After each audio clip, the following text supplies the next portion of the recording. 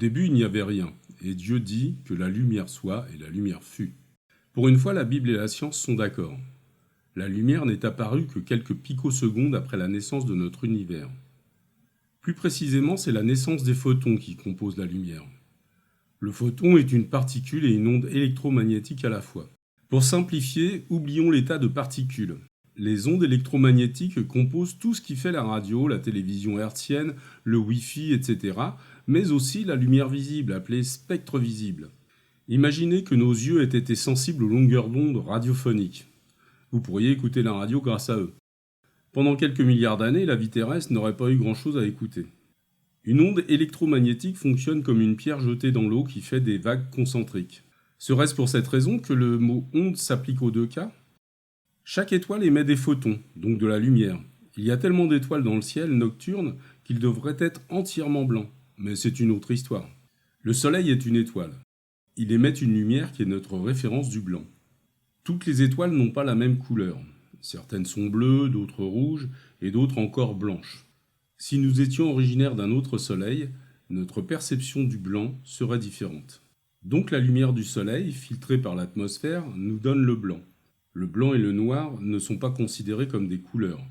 Le noir est l'absence totale de lumière, alors que le blanc est le mélange de toutes les couleurs. Le spectre visible est la gamme d'ondes vue par nos yeux. Certaines formes de vie ne sont pas sensibles au même spectre que le nôtre. Nous ne voyons pas les infrarouges et les ultraviolets, alors que des animaux les perçoivent. Depuis les origines de la vie, les organismes vivants ont pu apprécier les arcs-en-ciel.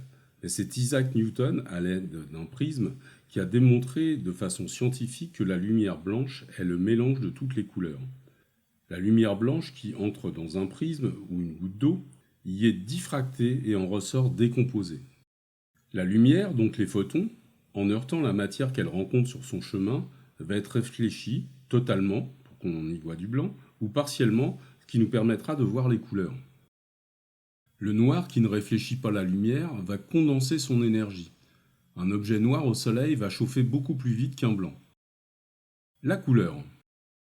Les humains ont tenté de reproduire les couleurs depuis très longtemps en utilisant les matériaux à disposition à chaque époque. Pour créer de la peinture, il faut un liant, qui sera de l'huile, de l'eau ou des composés chimiques, et un pigment, le produit qui va colorer le liant.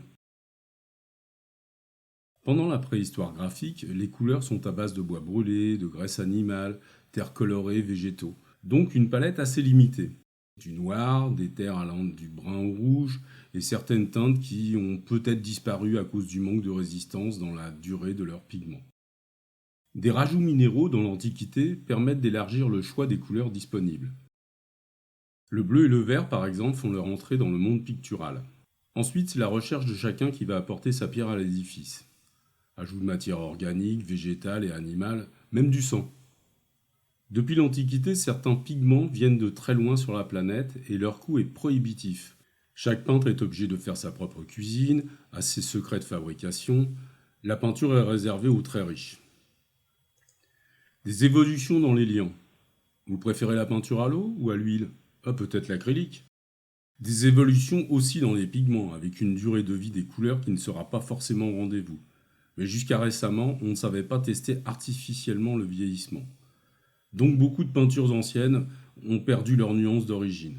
Si la lumière nous permet de voir les couleurs, elle détruit aussi les pigments. De nombreux documents doivent être conservés dans le noir pour éviter leur effacement.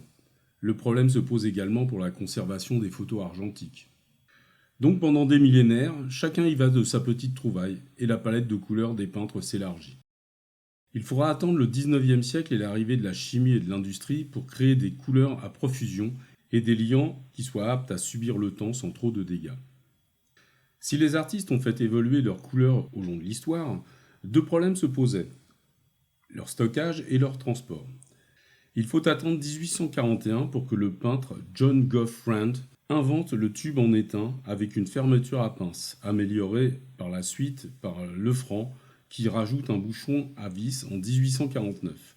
Grâce à ces avancées, vous utilisez aujourd'hui les tubes de dentifrice. Avant les tubes, le stockage des peintures ne permettait pas aux artistes de sortir de leur atelier. Les récipients pouvant être en pierre, en terre ou en vessie de porc séché, donc lourds et fragiles. La sortie des ateliers va entre autres permettre la naissance de l'impressionnisme et de tout ce qui en découle. C'est l'explosion des couleurs, mais malheureusement, jusqu'à récemment, certains liants et pigments utilisés vieillissaient très mal. Seule la chimie a permis de peindre sans trop se poser de questions. L'écrivain Primo Levi était chimiste dans la peinture industrielle. Il nous est difficile d'imaginer les temples antiques et les cathédrales peints de couleurs vives. Pour ces peintures extérieures, l'érosion due au vent, aux pluies, se rajoute à la durée de vie des peintures utilisées. On pourra conclure de tout ça que pour vivre peintre heureux, il ne faut pas être bio. Vive la peinture chimique. Mais revenons aux bases de la couleur. Isaac Newton et Goethe, plus connus pour sa poésie, ont énormément fait avancer la recherche théorique sur la couleur. Les couleurs primaires. En peinture, les couleurs primaires sont le rouge, le bleu et le jaune. Le mélange du bleu et du rouge donne du violet. Le rouge et le jaune donnent du orange, le jaune et le bleu du vert. Le violet, le orange et le vert sont les couleurs complémentaires. En imprimerie, il existe aussi 3 couleurs primaires, qui sont le cyan, le magenta et le jaune. Ce sont aussi les couleurs de base de votre imprimante. Si l'on mélange à part égale ces 3 couleurs, on obtient du noir. C'est ce que l'on nomme la synthèse soustractive.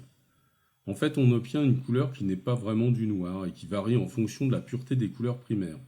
C'est pour cette raison que l'on y rajoute du noir dans l'imprimerie. Cette colorimétrie cyan, magenta, jaune et noir s'appelle le CMJN. Attention, le cyan n'est pas bleu, le magenta n'est pas rouge. Si l'on mélange à part égale du cyan et du rouge, on obtient du bleu. Avec du jaune et du magenta, on obtient du rouge. Du cyan et du jaune, on obtient du vert. Ces couleurs obtenues par addition des couleurs primaires sont les couleurs complémentaires. Ce qui sera peint et imprimé le sera de préférence sur un support blanc pour le bon respect des couleurs. Les supports de peinture sont à prêter en blanc. Le papier de votre imprimante est blanc également. Dans les systèmes lumineux, il existe également 3 couleurs primaires, le rouge, le vert et le bleu, autrement nommé RVB. Les personnes se servant d'ordinateur auront certainement vu cet acronyme. C'est un système inventé par la nature, nos yeux fonctionnant sur cette base. Le RVB équipe tout ce qui peut s'apparenter à un écran vidéo pour la restitution des images et les appareils photo numériques et scanners pour leur acquisition. Si vous regardez votre télé à la loupe, vous y verrez des milliers de points lumineux rouge, vert, bleu.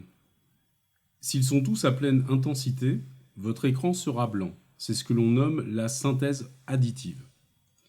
S'ils sont tous à leur plus faible intensité, c'est-à-dire éteints, votre écran sera noir. En faisant jouer l'intensité de chacune de ces couleurs primaires, les mélanges permettront de simuler une grande partie du spectre visible. Donc si on mélange du CMJN, on obtient du noir. Si on mélange du RVB, on obtient du blanc. Magique! En peinture, il y a tellement de nuances qui sont commercialisées qu'on arrivera quasiment à reprendre toutes les couleurs. Par contre, en CMJN et en RVB, toutes les couleurs visibles ne sont pas reproductibles.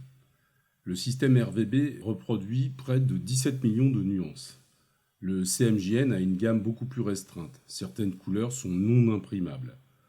C'est une des raisons qui rend l'impression de photos très complexe, bien que les procédés technologiques évoluent.